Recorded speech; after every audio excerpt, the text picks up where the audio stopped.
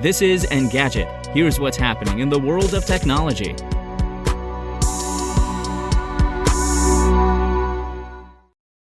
Today is January 19th. Former President Donald Trump has reportedly petitioned Meta to restore his Facebook account. According to NBC News, the Trump campaign sent a letter to the company on Tuesday, pushing for a meeting to discuss his prompt reinstatement to the platform. In 2020, Facebook banned Trump following the aftermath of the January 6th Capitol riot.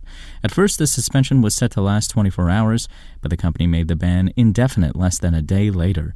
In June 2021, following a recommendation from the Oversight Board, Meta said it would revisit the suspension after 2 years and evaluate the risk to public safety to determine if Trump should get his account back.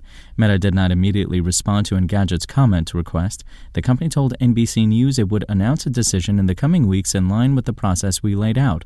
In 2021, Meta signaled Trump's ban wouldn't last forever.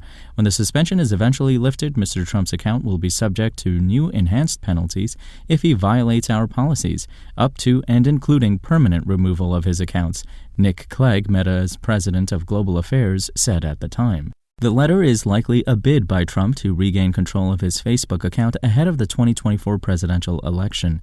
Trump has more than 34 million Facebook followers, and the platform was critical to his 2016 run. According to a Bloomberg report published after the election, the Trump campaign ran 5.9 million different versions of ads to test the ones that got the most engagement from the company's users. Meta subsequently put a limit on high-volume advertising. One Trump Organization employee told NBC News that change prevented Trump's 2020 campaign from using Facebook the way it did in 2016. And Twitter's ad business is reeling, with its daily revenue reportedly falling by 40% from a year ago.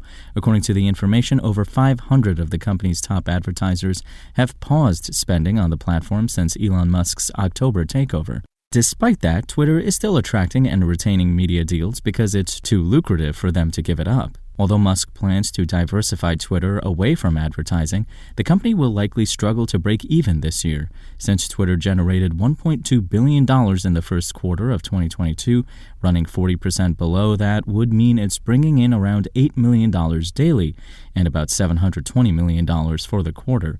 Getting in the black this year will depend on the company's ability to generate $3 billion in revenue while paying $1.5 billion in annual interest from the debt Musk raised for the purchase. The ad troubles could lead to more cost cutting. Some big advertisers are reportedly unhappy with Musk's approach to content moderation, including reinstating Donald Trump and firing executives in charge of curbing hate speech. Twitter's workforce has already shrunk by about 75% since Musk's takeover, and it's easy to imagine more layoffs on the horizon if the bleeding doesn't stop. However, Twitter can take some consolation in its ability to attract and retain media partners.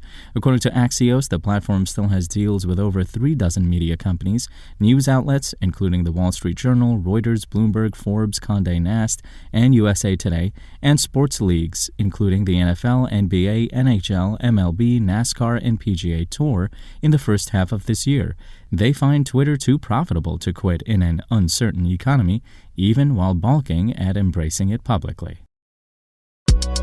If you want to catch the latest tech news as it's happening, check out Engadget.com or tune in again every weekday.